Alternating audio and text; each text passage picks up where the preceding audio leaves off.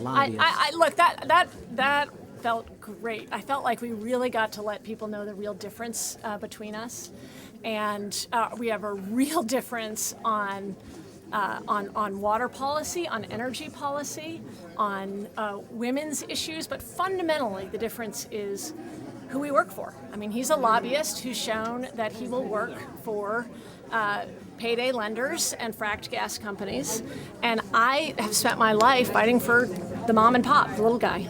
What about this issue of your residency? This came up when you ran in the primary.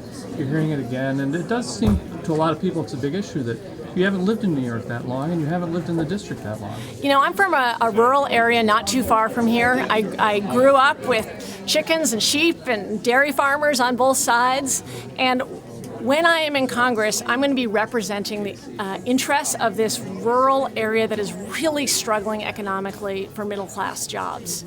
What I hear everywhere I go in this district, and we have grassroots support everywhere, is what people are looking for is not another career politician, not another lobbyist. They're looking for someone who is going to be independent, who is going to listen, who understands their issues, and who is going to fight and not listen to party leaders and not listen to big corporations.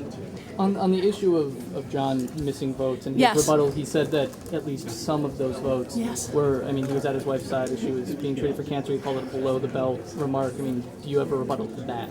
You know, obviously he was in the right place for those votes. If it had just been 104 or 110 votes, then I have absolute compassion for that, and he was in the right place. But we're talking about 1,700 votes.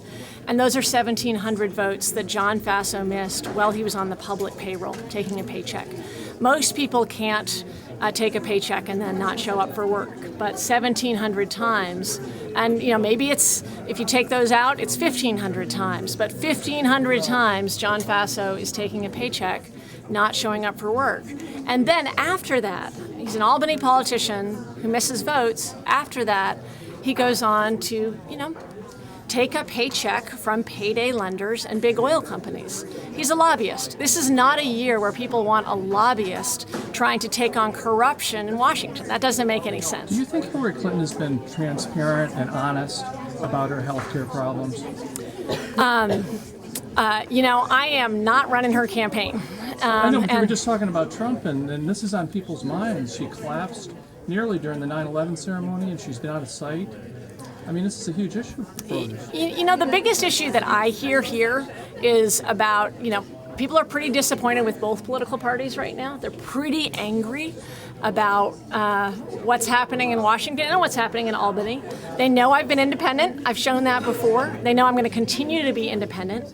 And they're not looking for insiders to be representing them. We have opportunities here in the Hudson Valley and the Catskills to actually raise up ideas that local leaders are pushing around local farming, around getting our dairy farmers' milk in our schools, around supporting local agriculture, supporting independent businesses. And when I'm in Congress, that's what I'm going to focus on. On the question of $15 minimum wage on the campaign trail, are you finding that people support that, or small business concerned about that? What's your sense of how they're reacting to that idea? Well, the key here is that the current minimum wage is around $15,000 a year. I was talking to a woman in Greene County the other day. She's a single mom. She has an abusive ex. She's raising 2 kids. For her to live on $15,000 a year, that isn't enough for her to pay for food, clothing, the basics, new socks for the first day of school. So clearly we need to raise the minimum wage. When I am in Congress, and also in New York, we need, it's really important because the New York raise, and we border 5 states, means that we need to be competitive with other states. We also need to talk about the national level rising as well. Okay, we are all good, guys? Thanks all right, very much. Thank you. All right. Thank you.